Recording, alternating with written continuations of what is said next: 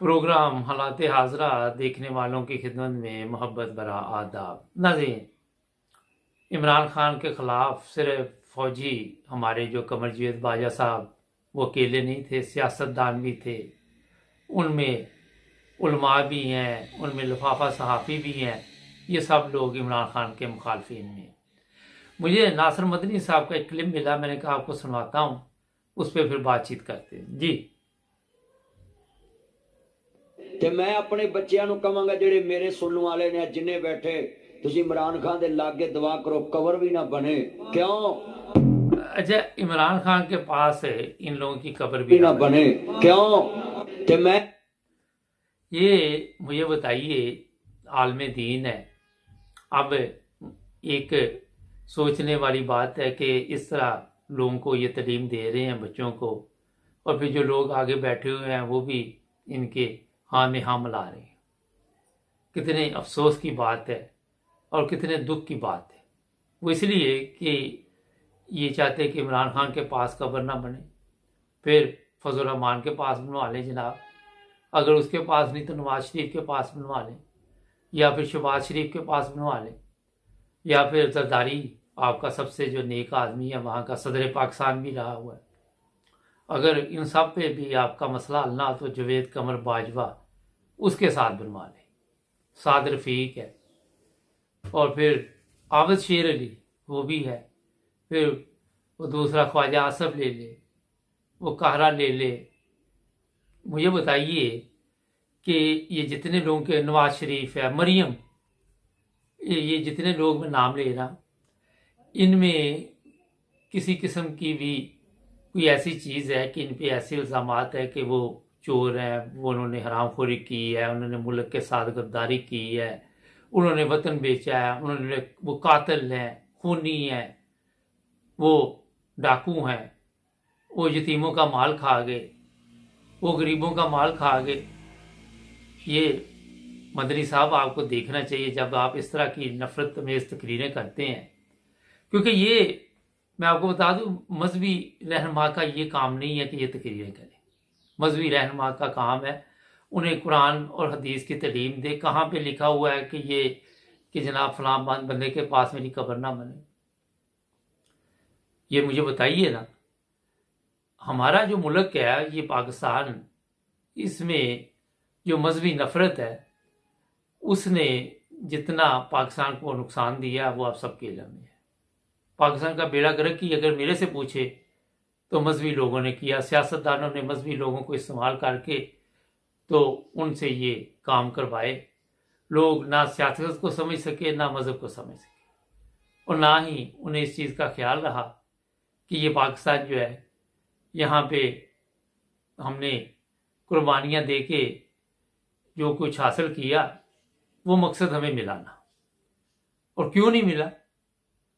वजह यही है कि हमने कभी किसी के ऊपर फतवे लगाए कि ये काफिर है, कभी किसी के खिलाफ कवानीन बनाए कि ये जनाब दायरा इस्लाम से खारिज है, कभी किसी के खिलाफ ऐसे, मुझे आज भी सोशल मीडिया पे कुछ लोग तस्वीरें भेज रहे हैं, किसी की मस्जिद के मनार गिरा दिए गए, किसी की कब्र से बिस्मिल्लाह मिटा दिया गया, और सबसे ज़्यादा जो तालीम दी गई वो नफ़रत की तालीम दी गई। अगर आप देख ले उलमा का क्या काम है सियासत में, कोई भी, मैं मदनी साहब की बात नहीं कर रहा, कोई भी उलमा है, अगर वो दीन को समझते और लोगों को दीन के मुतल्लिक़ बताते कि दीनी तालीम क्या है, तो मेरा ख्याल है कि पाकिस्तान की हालत बेहतर होती है। हमारे माशरे ने जितना, हमारे माशरे में जुल्म दीन के नाम पे हुआ किसी और मुल्क में नहीं हुआ होगा। हमने दीन के लिए जान देना तो कहा कि जान दे देंगे हम, मगर दीन पे अमल करना दूर दूर तक नहीं सीखा। उसकी वजह यही है कि आज भी पाकिस्तान जो है, वो लोग जो भी वहाँ पे रहते हैं वो ये तो कहते हैं कि हम नबी पाक सल्लल्लाहु अलैहि वसल्लम के लिए जान दे देंगे, मगर कोई बात उनकी अगर उनको बताई जाए तो उस पर अमल नहीं वो कर सकते। अगर ये अमल करते तो जान देने की ज़रूरत ही नहीं पड़ती, क्योंकि जो तालीम नबी पाक सल्लल्लाहु अलैहि वसल्लम की है वो कुछ और है, वो ऐसे कि आपकी तरबियत हो जाए। ये जिस तरह जो उलमा बता रहे हैं कि मेरी कब्र फलां जगह ना बने, उसकी ये कौन सा इस्लाम इस चीज़ की इजाज़त देता है? कहाँ पे लिखा हुआ है मुझे बताइए कि इस तरह की आके आप वहाँ पे बातें करें, उन लोगों को गुमराह करने की कोशिश करें। नादरीन, पाकिस्तान में जो सबसे बड़ा इस वक्त मसला बना हुआ है कि हर बंदा या हर मज़हब के लोग या जो फ़िरके बने हुए हैं वो फितना और फसाद फैलाने में अपनी पूरी पूरी कोशिश करते हैं। इसके लिए कौन से ममालिक इनको सपोर्ट करते हैं, कई दफ़ा आपके सामने आते हैं कि इनके पास पैसा किधर से आता है, दौलत कहाँ से आती है, और ये फिर उस दौलत को गलत तरीके के साथ इस्तेमाल करके, मैं अगर मदनी साहब की बात करूं तो इनके साथ मेरा 30 के करीब गार्ड है, बड़ी बड़ी गाड़ियां इनके पास है, और ये दौलत कहाँ से आती है अल्लाह बेहतर जानता है। मेरा हाल ये आप सबको भी पता है। ये दीन के नाम पे दौलत इकट्ठी की जाती है, फिर दूसरे जो सियासतदान हैं वो गरीबों के नाम पे पैसे इकट्ठे करते हैं, यतीमों के नाम पे पैसे इकट्ठे किए जाते हैं। नाम गरीबों का होता है, गरीब की हालत नहीं बदलती, अमीर दिन ब दिन अमीर हो जाता। तो जनाब, ये नफरत वाली तालीम हमें पाकिस्तान में नहीं देनी चाहिए। मैंने कई दफ़ा आपको कहा है कि पाकिस्तान में जब तक वो हालात नहीं होंगे जो कायदे आज़म ने पाकिस्तान के लिए आप सबको बताए थे, और जिसमें मजहबी नफरत की कोई गुंजाइश नहीं थी, किसी किस्म की भी मजहबी नफरत की नहीं। आज आप देखते हैं कि वो चीज़ें तो आपको कायदे आज़म वाली दूर दूर तक नज़र नहीं आएंगी, इस्लाम की भी नज़र नहीं आएंगी, मगर ऐसी चीज़ें आएंगी जिसने पाकिस्तान को नुकसान दिया, पाकिस्तान का बेड़ा गर्क कर दिया। आज कोई हमें कर्जा देने के लिए भी तैयार नहीं, भीख देने के लिए भी तैयार नहीं, कर्जा तो दूर की बात। आप खुद अंदाज़ा लगा ले कि हमारे हुक्मरान जाते हैं कि कोई ना कोई चंदा इकट्ठा हो जाए, कुछ ना कुछ मांग मिल जाए मांग के, तो चलो उससे हम कोई 1 महीना 15 दिन और घर का गुजारा कर लें। इसी तरह ही है कि जिस तरह कई वहाँ पे पाकिस्तान में भी दुनिया में ऐसे गरीब लोग होते हैं कि उनको पता ही नहीं होता कि कल को क्या होना, तो इसी तरह हमें भी पता नहीं है कि कल को क्या होना, पाकिस्तान में क्या तब्दीली आनी, क्या मसला बनना है, क्या नहीं होना। तो मैं अपने तमाम देखने वालों को ये कहता हूँ कि देखें, हमें इस मजहबी नफरत में नहीं पड़ना चाहिए, हमें जिंदा लोगों के मतलब सोचना चाहिए। मरने के बाद किसी की कब्र जहाँ मर्जी बांध जाए, किसी को कोई दिलचस्पी नहीं होती। इसलिए जो जिंदा लोग हैं उनको आप देखें, अभी से जिंदा लोगों की कब्रों के मतलब जो सोचते हैं लोग, मेरा ख्याल वो पाकिस्तान के लिए बेहतरी का कभी भी नहीं सोच सकते। नाज़रीन, मैं जो चीज़ें बताता हूँ उसका मकसद ये होता है कि हम एक कौम बने, हम एक मुल्क में रहते हैं, हमें हर किस्म की नफरत को ख़त्म करके पाकिस्तानी बनना चाहिए। और जब तक हम पाकिस्तानी नहीं बनेंगे उस वक्त तक आप एक कौम नहीं बन सकते। मज़हब हर बंदे को आप रहने दे, उसका ज़ाती मामला है। आपने किसी के मज़हब का ठेका नहीं लिया हो। अगर आप अपने मज़हब के मुताबिक की अपनी हालत ठीक कर ले तो किसी को बताने की कोई ज़रूरत नहीं है। तो ये चीज़ें जो मैंने आपके सामने रखी हैं, मेरा हाल इससे कुछ ना कुछ अगर चंद लोगों को भी फ़ायदा पहुंचता है तो मैं कहता हूँ कि फिर आहिस्ता आहिस्ता तब्दीली आ जाती। प्रोग्राम का वक्त ख़त्म हो रहा। प्रोग्राम देखिए कि आज हमारे के साथ और आज पाकिस्तान के साथ हमारे चैनल को सब्सक्राइब कर लें, जुड़े रहें हमारे साथ। मिलेंगे नए प्रोग्राम में, चलते हैं देखते हैं। अस्सलाम वालेकुम नाज़रीन, प्रोग्राम है आज मुबारक के साथ। आज बड़ा अहम प्रोग्राम, नए चीफ ऑफ आर्मी स्टाफ के बारे में मुझे कुछ लोगों ने लिखा कि जनाब इनसे भी कोई उम्मीद ना रखें। देखिए, मैं आपको बताऊं, एक बंदा तो पाकिस्तान में ऐसा आएगा जो तब्दीली लाएगा। फिर मैंने इस पर पता किया और बड़ी एक अच्छी बात ये है कि नए चीफ ऑफ आर्मी स्टाफ जो हैं वो काम कर रहे हैं। वो ऐसे लोग जो फ़ौज में भी जराइम में मुलव्वस हैं, उनकी ख्वाहिश ये है, पता चला है कि उनको भी सज़ा दी जाएगी और उनको भी कानून के दायरे में लाया जाएगा। होता ये है कि हम लोग बहुत बेसब्रे हैं, सब्र नहीं होता। बड़ी हम चाहते हैं कि जो भी प्रॉब्लम पाकिस्तान में चल रही है वो चंद दिन में हल हो जाए, ऐसे नहीं होता। वक्त चाहिए, टाइम चाहिए। इतनी बड़ी माफिया पाकिस्तान में, उसका मुकाबला अगर आप देखें तो इमरान खान अकेला भी नहीं कर पाया, क्योंकि वो सब इकट्ठे हो जाते हैं। और फिर जब ये सब इकट्ठे हो जाते हैं तो वो फिर फौज के खिलाफ भी बयान देते हैं। आपके इलम में जरदारी ने भी बयान दिए। आपको पता है कि दूसरे फजल रहमान है, नवाज शरीफ है, सब बयान देते हैं। अब चीफ ऑफ आर्मी स्टाफ को किसी हिकमत अमली के साथ है इनके साथ निपटना है, और इतना वो आसान नहीं है। होता ये है कि कई लोग ऐसी खबरें फैलाने की कोशिश भी कर रहे हैं, मेरा ख्याल वो मुनासिब नहीं है कि जनाब अगर इस चीफ ऑफ आर्मी स्टाफ से खुश ना हुए तो ये हो जाएगा, वो हो जाएगा। इस तरह की बातें नहीं करनी चाहिए। देखिए, पाक फौज हमारा मान है, और पाक फौज जो है वो पाकिस्तान की सरहदों की हिफाजत भी करती है। अब अगर आज तक कोई अगर उनको जनरल बाजवा जैसे या मुशर्रफ जैसे या दूसरे लोगों जैसे चीफ मिल गए तो इसमें पूरी फौज का क्या कसूर है। इस पर मैं ये आपको बताऊंगा कि जो आपको इल्म भी है बात का कि अरशद शरीफ की वालदा से भी वादा किया गया, चीफ ऑफ आर्मी स्टाफ ने किया। ये भी एक सवाल है कि चीफ ऑफ आर्मी स्टाफ ने अरशद शरीफ की वालदा से मुलाकात भी की है, और अब उन्होंने ये भी कहा कि आपके बेटे के कातिल जेल में होंगे, तो उनको टाइम दें। आप फौरी तौर पे ऐसी बातें ना करें जो पाकिस्तान के लिए भी बेहतर ना हो और हमारी फौज के लिए भी बेहतर ना हो। हमें थोड़ा सा वक्त देना चाहिए, और उसके बाद आपको रिजल्ट इंशाल्लाह अच्छे मिलेंगे।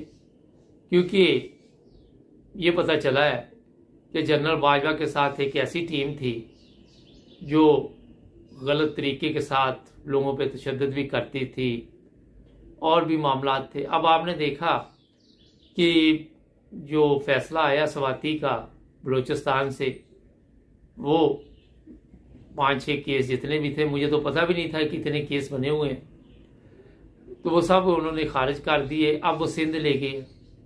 लेकिन तरीका ये है कि जब FIR काटी जाती है कि तो कोई कायदे कानून भी होते हैं, उसके मुताबिक चलना पड़ता है। अनकरीब सिंध से भी वो तमाम जो भी FIR जो भी केस होंगे वो ख़त्म हो जाएंगे, और एकदम आप ये सारा कुछ नहीं कर सकते, थोड़ा टाइम लगता है।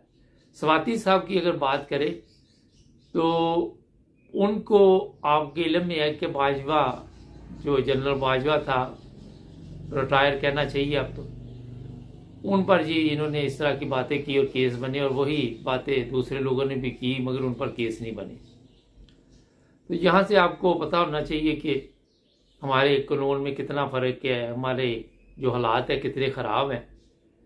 तो आने वाले दिनों में मैं बड़ी उम्मीद लगाए बैठा हूँ कि इंशाल्लाह जो नए चीफ ऑफ आर्मी स्टाफ हैं वो पाकिस्तान की कौम के लिए बेहतरीन साबित होंगे, और वो जो फौज पे दाग लगाए गए लोगों ने सोशल मीडिया पे या दूसरी मीडिया पे, मेरा ख्याल उनको साफ करने में अपनी पूरी कोशिश करेंगे।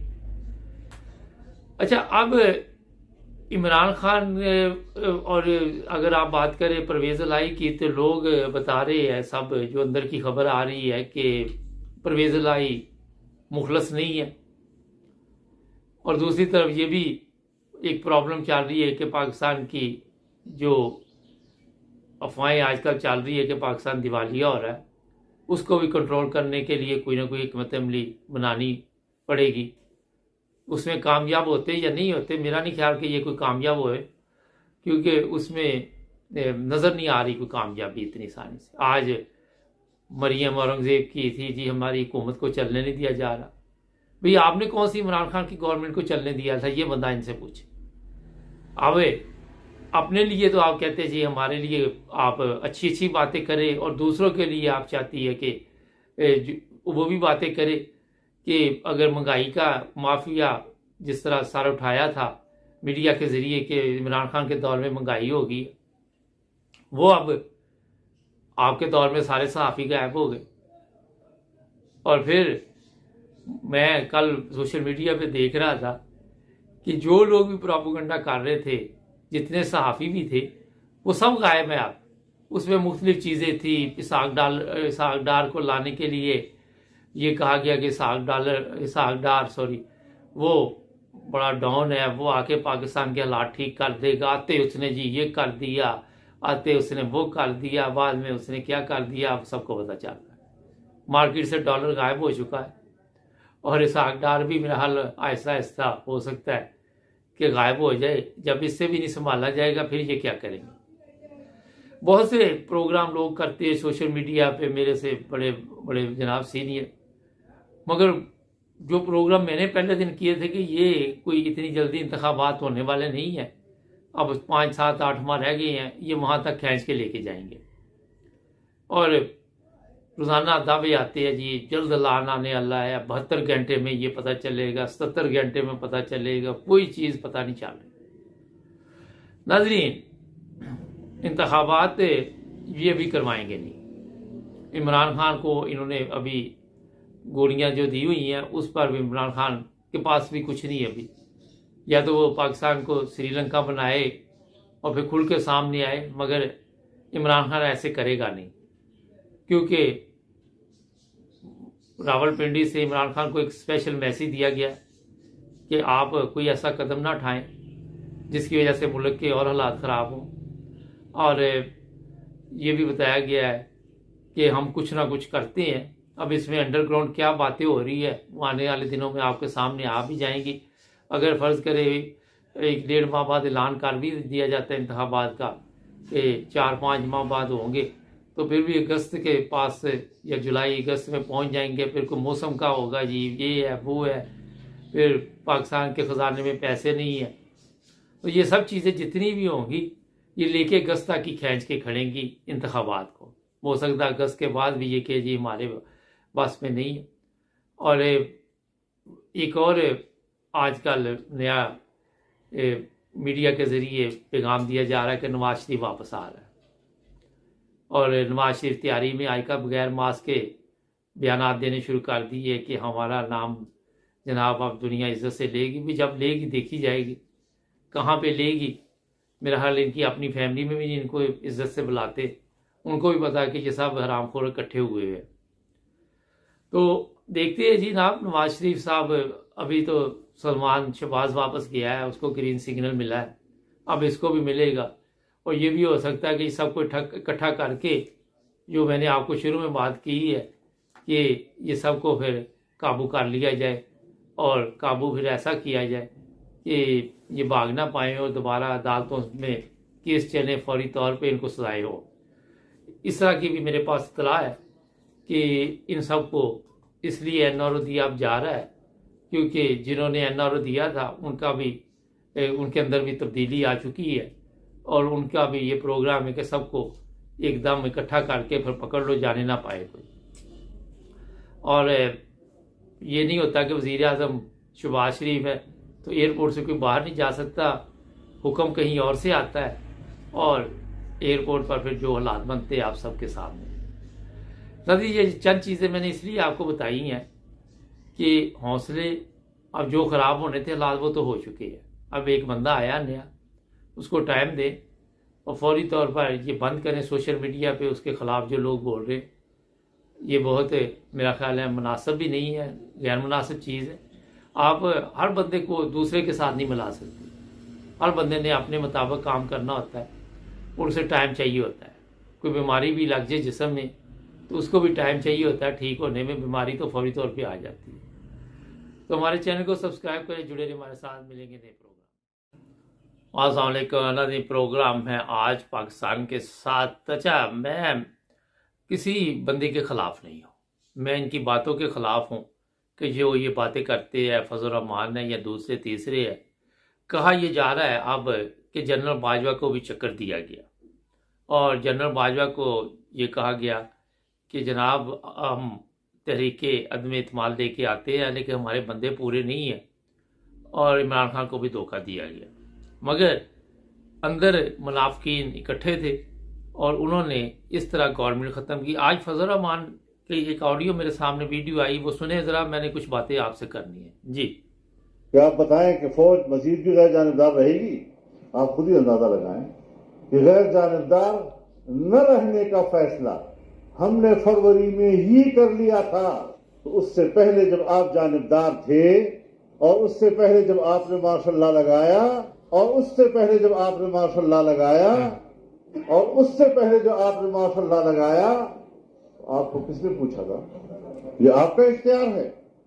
जब आप चाहें आप मार्शल लॉ लगाएं, जब आप चाहें आप अपनी मर्जी की हुकूमत बनाएं, जब आप चाहें आप धांधली कराएं, जब आप चाहें आप न्यूट्रल बन जाएं। जिस तरह मैं पाकिस्तान की शनाख्ती कार्ड होल्डर हूं, और उस तारों से मैं एक पाकिस्तानी हूं। एक बहुत बड़ा ब्यूरोक्रेट हो, चाहे बड़ा जर्नल हो, वो भी उसी शनाख्ती कार्ड के तहत पाकिस्तान का शहरी है। शहरी होने में हम बराबर हैं। अच्छा, ये मैं आपको बताऊं कि शहरी होने में बराबर है। इससे पहले के बात आगे बढ़ाए, इनकी पार्टी के पास से जो सलाब ज़दगान के लिए यूरोप और दूसरे मालिक से चीज़ें गई थी, कोई कैंप वगैरह है और भी चीज़ें है, काफ़ी लंबी तफसील है, ये वहाँ पे इस्तेमाल कर रहे हैं। वो सलाब के जो मुतासरीन थे उन तक पहुँच ही नहीं सकी। सबसे पहले तो मैं आपको ये बता दूँ कि आके बताना कि मैं भी पाकिस्तान का शहरी हूँ, आप भी शहरी है, मेरे पास भी शनाख्ती कार्ड है, आपके पास भी शनाख्ती कार्ड है। और भाई शनाख्ती कार्ड अकेला वहाँ पे क्या करे जहाँ पे इंसाफ ना हो। शनाख्ती कार्ड तो मजदूर के पास भी है, अमीर के पास भी है, गरीब के पास भी है। जब अदालत में जाते हैं, गरीब के लिए अलहदा कानून शुरू हो जाता है। शनाख्ती कार्ड तो वो तमाम लोग जो पाकिस्तान में रहते हैं उनके पास है। आप उनके खिलाफ कवानीन बना देते हैं, आप उनके कवानीन की हिमायत करते हैं और ऐसे बयानात देते हैं जिससे मजहबी तशद्दुद में इजाफा हो। तो जनाब, ये मैं इसलिए आपको बता रहा हूँ कि सबसे पहली चीज़ ये है कि अमानत, गरीब का हक ये खाने वाले लोग हैं। जो गरीबों के लिए चीज़ें गई वो इन्होंने खा ली। अब मुझे बताइए कि ये साहब आके इतने बड़े बड़े दावे करने और फिर मार्शल लॉ लगी। जनाब, मार्शल लॉ पाकिस्तान में क्यों लगी? क्योंकि आप सियासतदानों में इतनी क्वालिटी नहीं थी। आप सियासतदान जितने भी थे उस वक्त, ये आपके बड़े बूढ़े थे, उन्होंने भी हमेशा फ़ौज की जो वो कहते हैं कि पॉलिश करने बूट मुनासिब समझा, उसमें फ़ौज ने सियासतदानों को इस्तेमाल की। अकेली फ़ौज क्या कर सकती थी? आप मुझे बताएं, अकेली क्या फ़ौज कर सकती थी? आपके सियासतदान तो मिठाइयाँ तकसीम करते थे जब भी फ़ौज आती थी।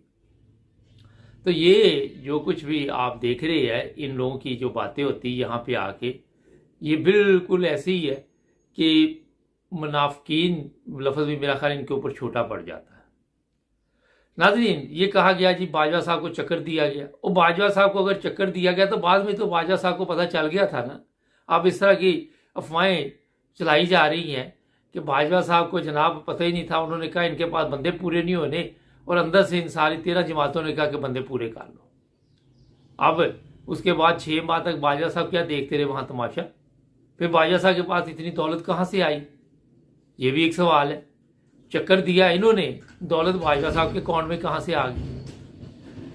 तो ये जनाब, मैं बड़े अदब के साथ बताऊं, जितने ये मजहबी रहनुमा आपको नजर आ रहे इस वक्त वहां पे, इन्होंने भी अपना फर्ज अदा नहीं किया।